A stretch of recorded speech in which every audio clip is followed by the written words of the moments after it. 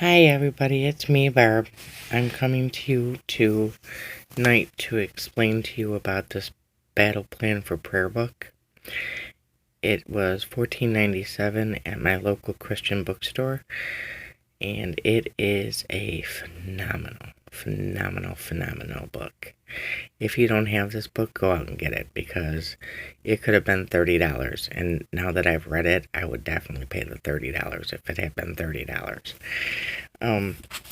It's convicted me a lot about my prayer life, and it's just a wealth of information. It's fantastic. The other book I wanted to tell you about is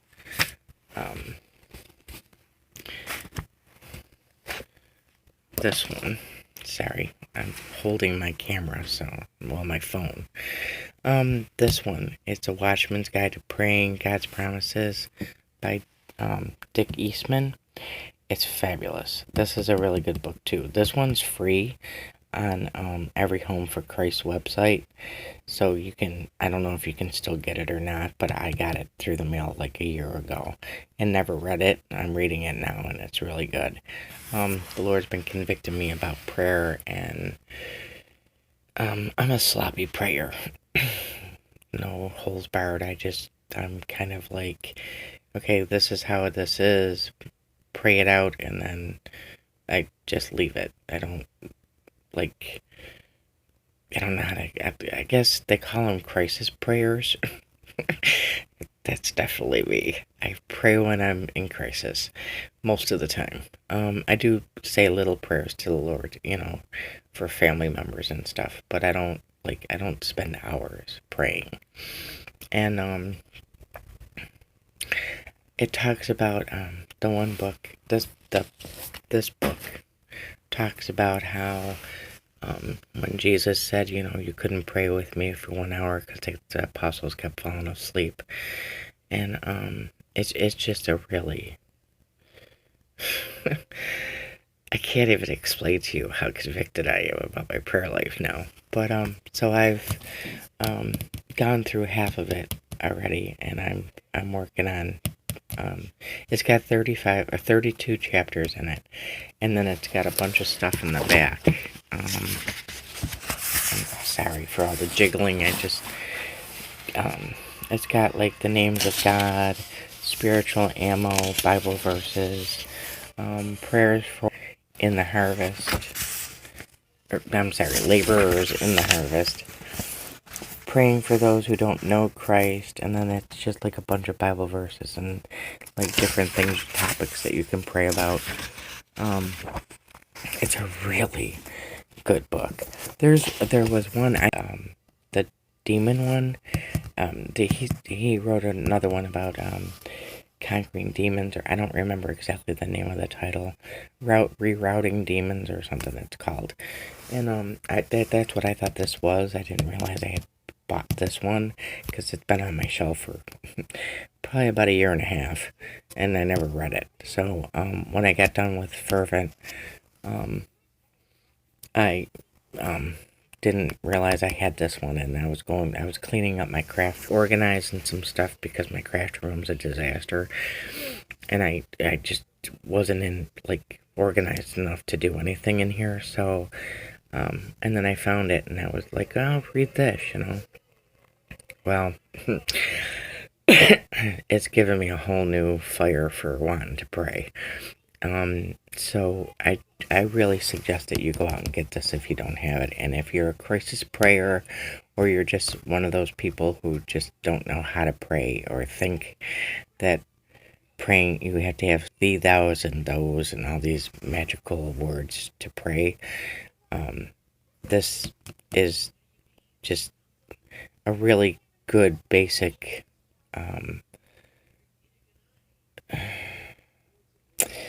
how do I want to put it? A good basic book, because it shows you that God wants your heart and not big fancy language. And it's just a really good book. And so whoever's out there that wants to improve their prayer life, I suggest you get this book. On the next note, I have this Bible.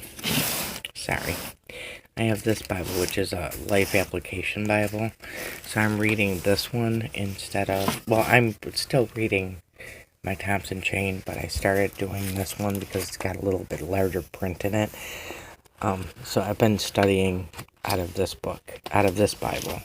It's a life application Bible. I don't know if I said that already or not.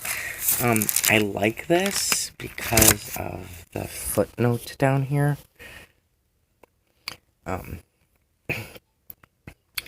But, like, down in here. But, I don't like the layout of it. Like, I don't like how they laid it out.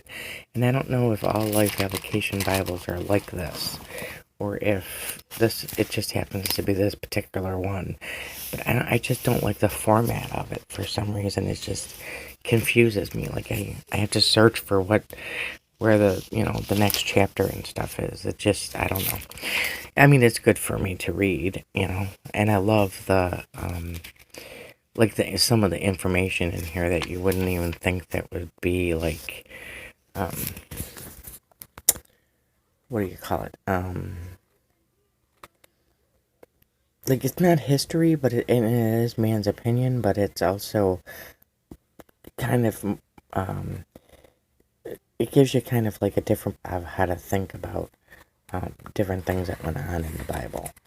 I'm working on trying to get a 12-step Bible so I can review that for you guys, because that's my favorite. That's like, I have a very dysfunctional way of thinking about stuff. So, the 12-step Bible is actually my favorite Bible. It's an end, and it shows you the humanness of how we think and how ridiculous we are when we think stupid stuff.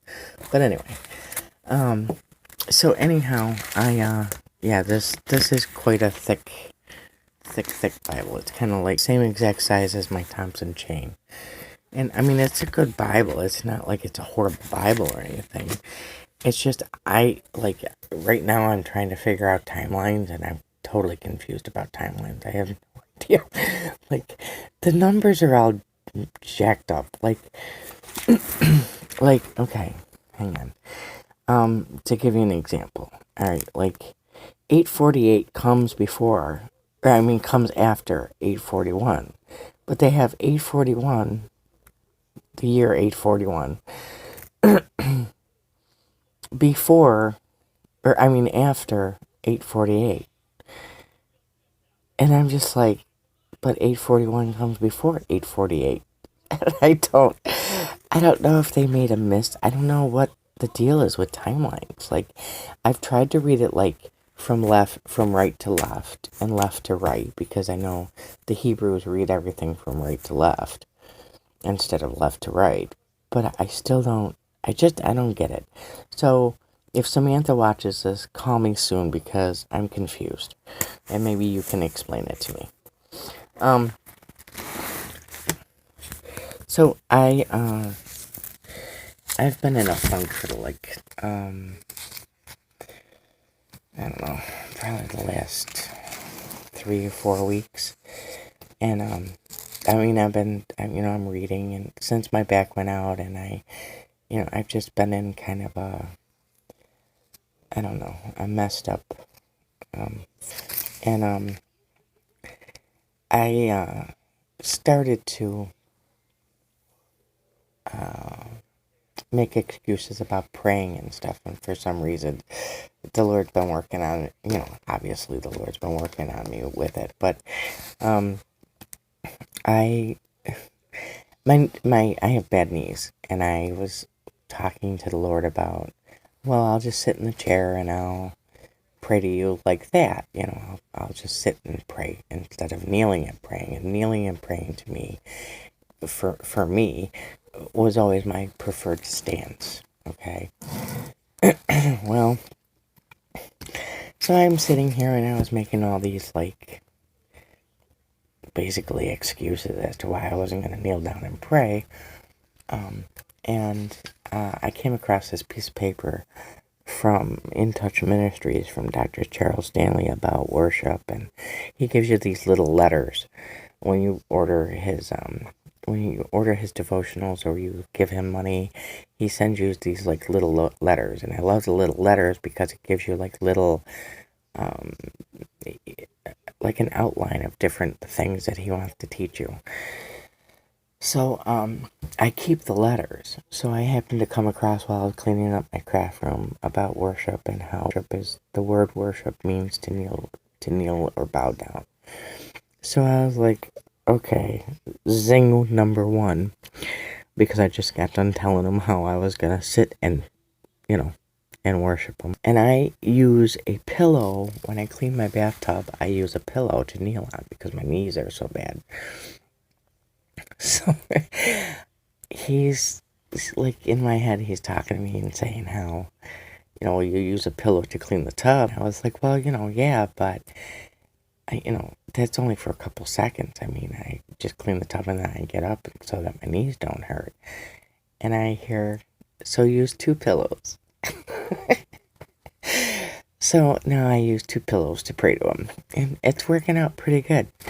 But I wrote a thing in my own journal about how that I was making excuses. Please forgive me, blah blah blah, and because I needed to apologize for the excuses I was making because I was just being lazy and sinful, basically, that I didn't want to kneel down and pray to him. So he let me know that if I used 2 pillows that it would work, and it does. So